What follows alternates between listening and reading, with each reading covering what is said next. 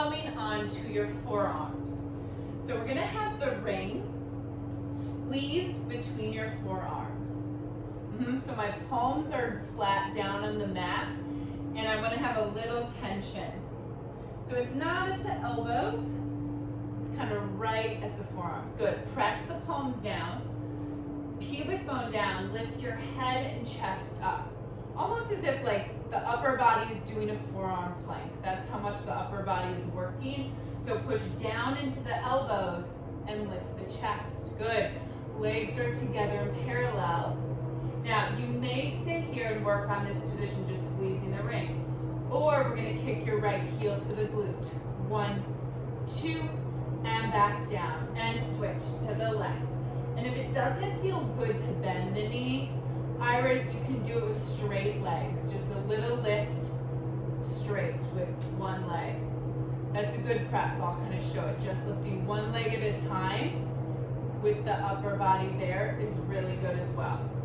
Or single leg kick, you're kicking the heel to the glute, thinking of it as a hamstring curl. Good. Can you press your elbows down and lift your chest up more? Connect those shoulders into the back. Squeeze those pencils under your armpits, and you're not gonna let them go. Last one. Good, and rest. Good. Sit the hips back, walk it all the way back, counter stretch. Breathe. Okay, we're gonna make our way onto our backs. We're gonna do a little shoulder bridge. Then we'll come into some side leg work. So for this shoulder bridge, before you get down there, put your legs through the ring, right above the knee, and lay all the way on your back. So arms are down by your side, feet are hip width, and you want to feel like you're pushing out into the ring, right? Like we did with our half roll backs earlier. Now, start to curl your tailbone to the ceiling and lift your hips up, finding a shoulder bridge. So we just basically did this on our stomach, right? Our single leg kicks, we are opening up the hips, bending one leg.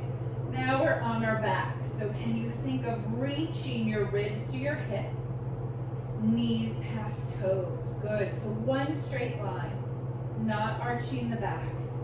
And then slowly roll it down, bone by bone. Massage as you go, and keep that pressure out into the ring. Curl the tailbone to the ceiling. Adjust if you feel like you need your heels closer to you or further away. Play with it. Press the arms down. Okay, so you may stay here. You may work on just lifting and lowering the hips, but I'm going to give you a challenge of some single leg work today.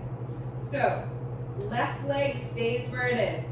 Right leg straightens out on a diagonal. Now, move the right leg to the right. Like you're gonna break the ring out to the side and a little release. 4 more. Push it out to the side for 4. Yep, staying on the same leg. 3, 2, 1. Put the foot down. Reset the hips if you felt any shifting. So we're moving laterally here, getting into that outer hamstring. Doesn't get a lot of attention. Right leg stays anchored, left leg floats off on a high diagonal. Now left leg moves to the left for 5. Try to break that ring apart. 4. Good, hips lifted. 3, 2, 1. Lower the foot down. Lower the back down with control. Good, exhale. We're going to try it one more time now that you know what's coming. Press the arms down, lift the hips up. Good, find that good form. Ribs to hips, knees past toes, straight line. Nothing changes as that right leg lifts off the mat on a high diagonal. And press out for 5. Make sure the ring's not on the knee, it should be above it.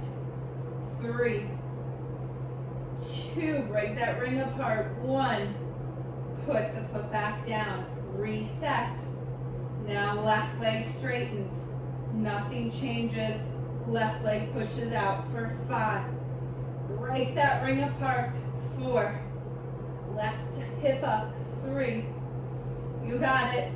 2. 1. Put the foot down. Exhale. Roll down through the spine. Whew, that one's tough. That gets into a lot of our weak spots, that outer hamstring, which I really like. Gets forgotten about.